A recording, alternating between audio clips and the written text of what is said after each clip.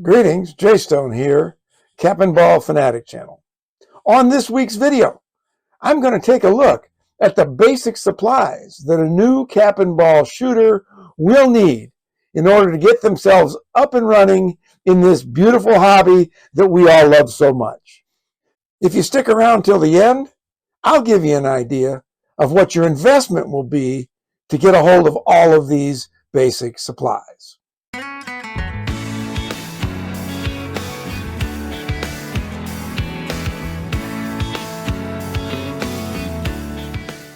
Today's video is really going to take a look at the basic sort of required supplies that one needs in order to get started shooting cap and ball revolvers. I'm trying to make it easy for people to get their way in, get their guns loaded, running, cleaned, so that you're having a good time, so that you can't wait to get back to the range and get it out the next time.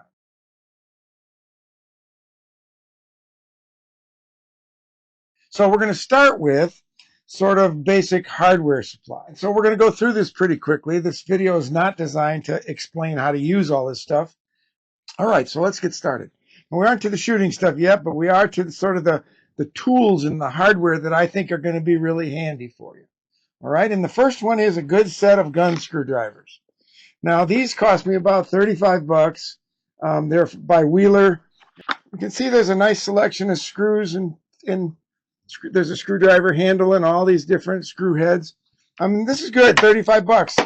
If you're not familiar, not only are the screws on most of our Italian replicas soft and they get puckered up quite a bit, but the gun screws take a different screwdriver head than do your regular screws out here. So if you're going to going out and buying a $2 screwdriver at the hardware store, you're either going to have to do some modifications to it, or you're going to pucker up your screws, and we don't want to do that. The second thing that I recommend you get is a loading stand. Now, you can make one of these. This one here is a Traditions. I got it online for about 20 bucks. I got it like 6 or 7 years ago, and I use this to hold my gun when I'm loading it. I'm not coordinated enough to have it in one hand and do all this other stuff in the other. So when I'm at the bench, I'm at my range, when I'm loading, you've seen it on some of my videos if you watched, I always have my gun in one of these loading stands. It's kind of flimsy built, but here's the deal.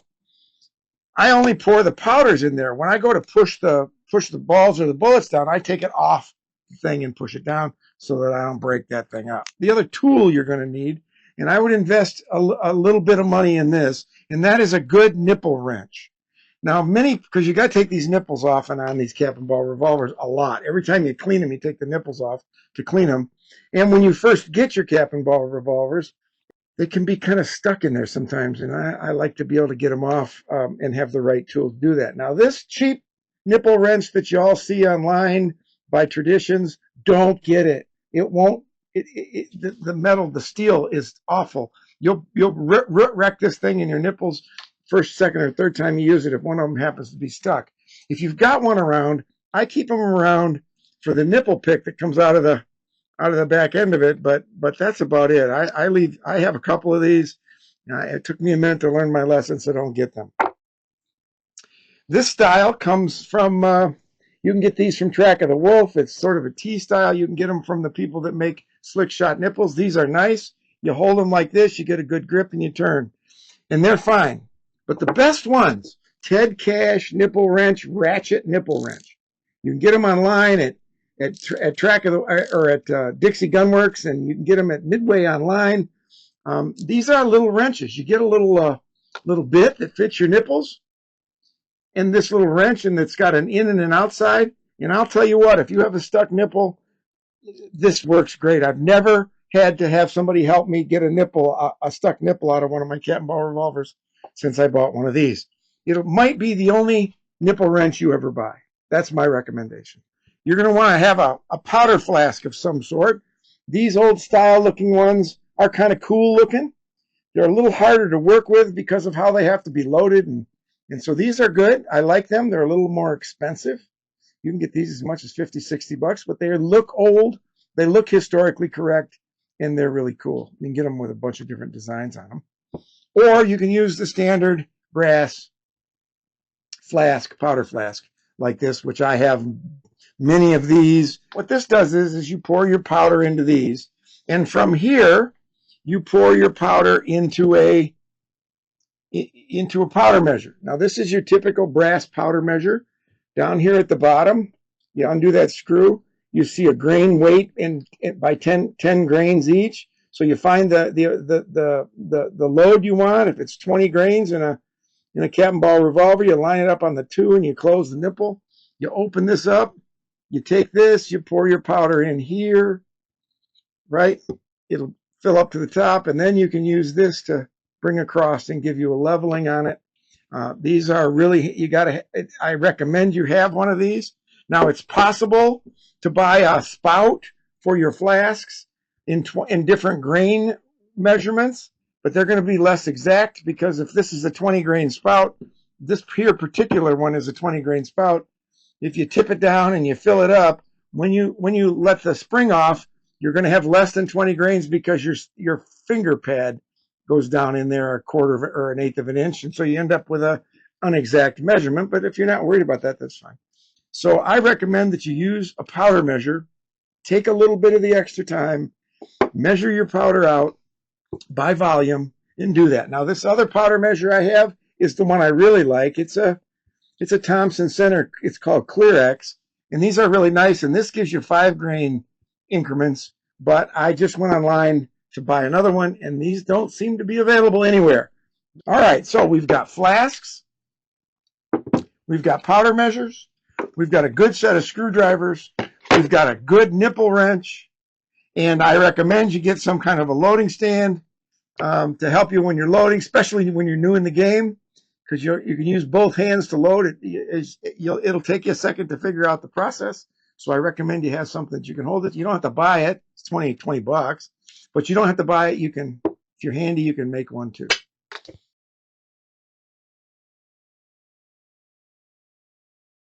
So this set of supplies are the things that make your Cap and Ball revolvers go bang. So we're going to talk about black powders, which are the 3 on this end here. We've got GoX, which is American made. We've got Schutzen. We've got Swiss.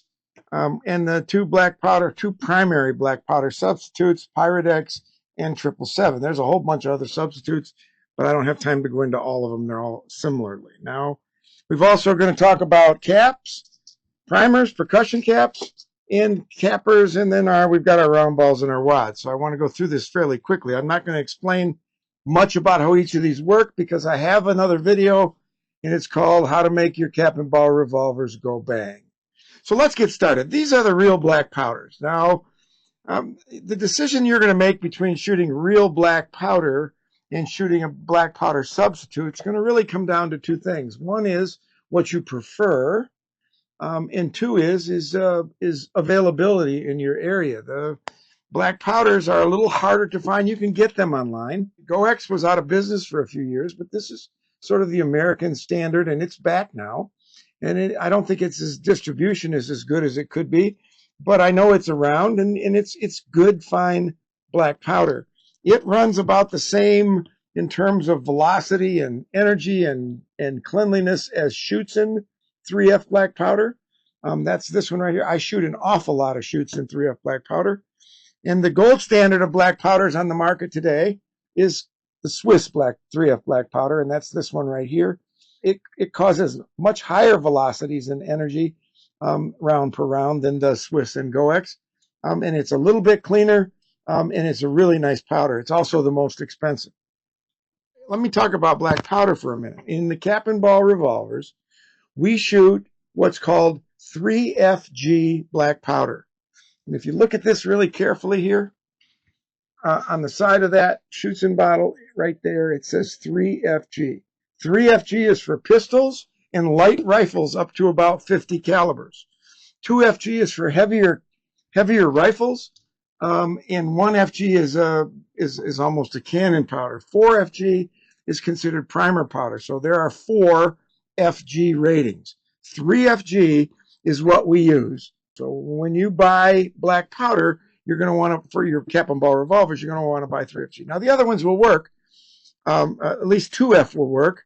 And I know people that shoot 4F, but I'm not an advocate of it. I think we should shoot with what's recommended and what works best, and that is 3FG black powders. But shooting real black powder is fun. It's part of the experience. The problem is, depending on where you live, depending on what state or what region or what country you live in, sometimes these can be a little bit hard to buy. There's the real black powders, and then there's the substitutes, which have gone in and out of being controversial in the cap and ball black powder world, and I just don't get it. It was probably an old historical thing. But Pyrodex is a 3FG equivalent, is equivalent by volume, not by weight, but by volume. By that I means the number of grains we shoot as is an equivalent to black powder, to real black powder. So if you're going to shoot 20 grains in a 36 caliber of real black Swiss 3FG powder, you can shoot 20 grains of Pyrodex in the same gun, and you will get similar to same results. 777 is a little hotter, which by that I mean or a little more velocity and a little more energy, and it's recommended that you load 15% less of 777 by volume. I have a whole series of videos on the channel that compares powder to powder, powder to Pyrodex, Pyrodex to 777 through a chronograph, and you'll get there's 4 of them or 5 of them, and you'll get a real feeling for which of these powders packs the most pop. And so I encourage you to find those, and who knows, that those might even be coming in a compilation ultimate guide all in one video here someday soon. So there's our powders. Now we have to talk about our caps, our primer caps. And these are your percussion caps. And there's 2 primary sets of percussion caps that work best for cap and ball revolvers. The best one are Remington number 10s. Now there's a line through that because this is one I've got half used. Remington number 10s fit all of our cap and ball revolvers, from the walkers to the pocket pistols, big to small, excellently. These are the ones, the kind of the gold standard. But they've been a little hard to come by over the last few years, although in recent times, they're more available, and they're still available out there. They're still out there if you got to find them online. Another brand that works just as well are RWS 1075 caps.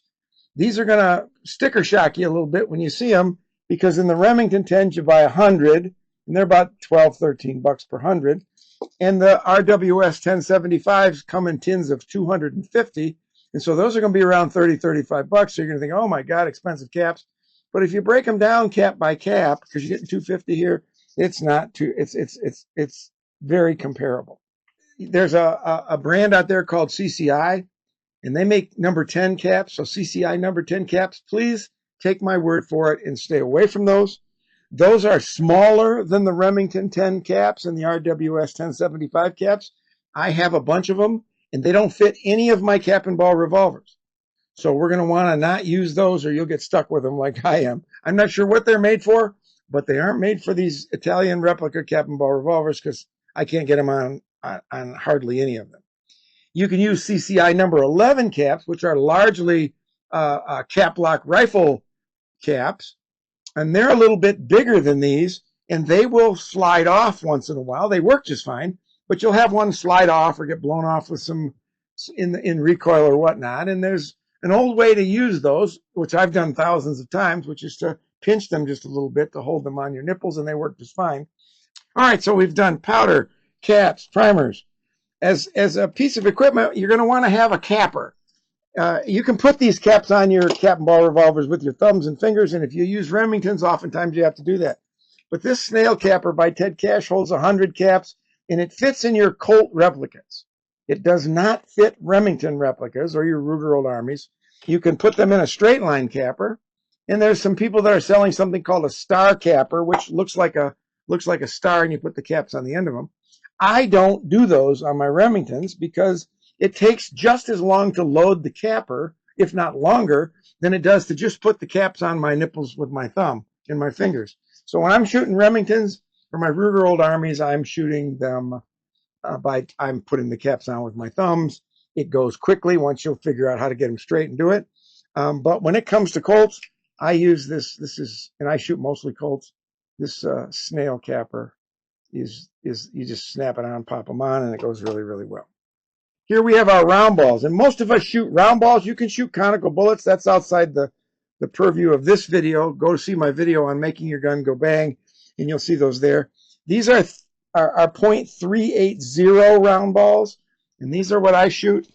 These are what I shoot in my 36 calibers, and these are .454 round balls. These are what I shoot in my most of my 44 calibers.